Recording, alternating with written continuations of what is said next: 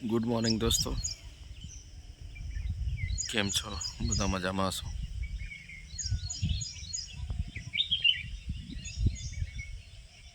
આજની સવાર સુંદર તો છે જ, પણ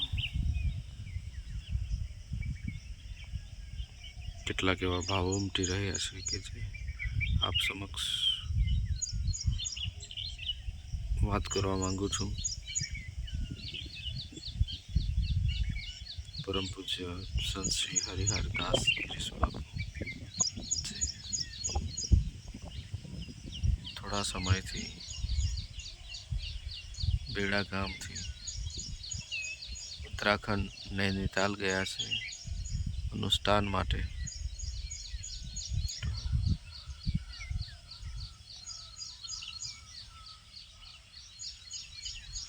બેડા ગામ તેઓ નથી થોડા સમયથી,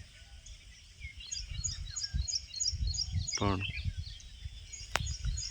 તેમની ઉપસ્થિતિ નથી ગામમાં, તો બધા ગ્રામવાસીઓ એમને ખૂબ જ યાદ કરી રહ્યા છે. પોતાનો ભાવ દર્શાવી રહ્યા છે કે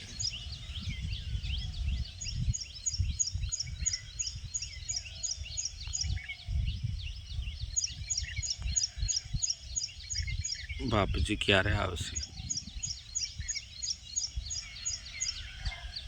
એમની ખૂબ જ યાદ આવી રહી છે.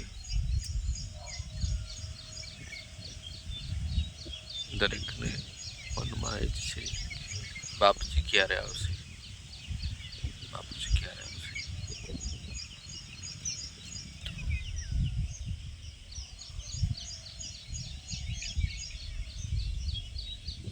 બહેડા ગામના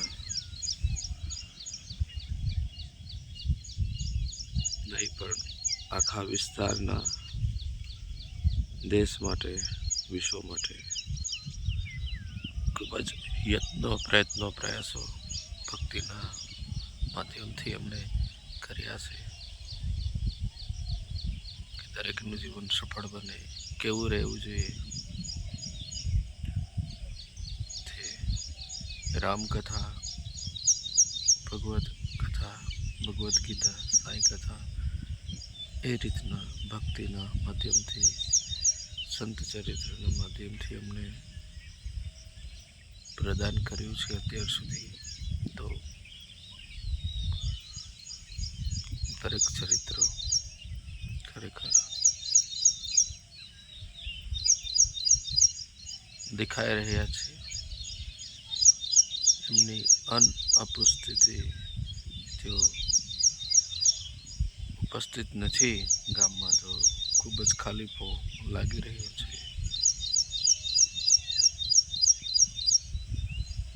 અખંડ રામધૂન જ્યાં ગામમાં ચાલી રહ્યું છે ત્યાં પણ ગયેલો, ત્યાં પણ બાપુજીની ગેરહાજરી ખરેખર ખૂબ જ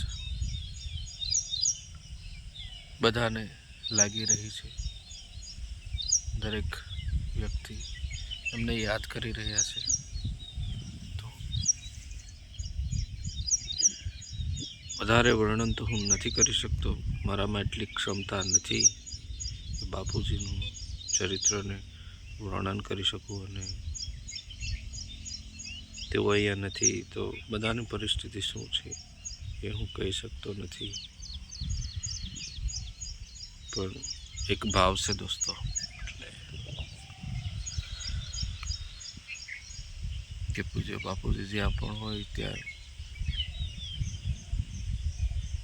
અનુષ્ઠાન માટે ગયા છે, તો એમના બધાના માટે જ ગયા છે તેઓ, કે એમના મનોરથો પૂર્ણ થાય,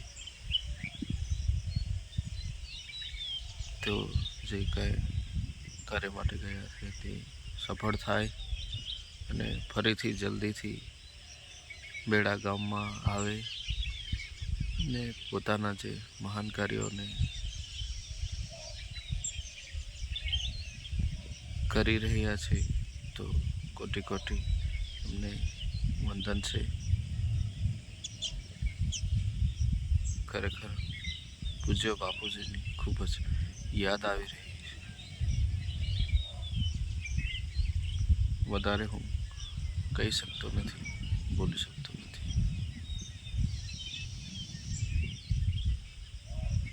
જય સિયારામ બાપુ.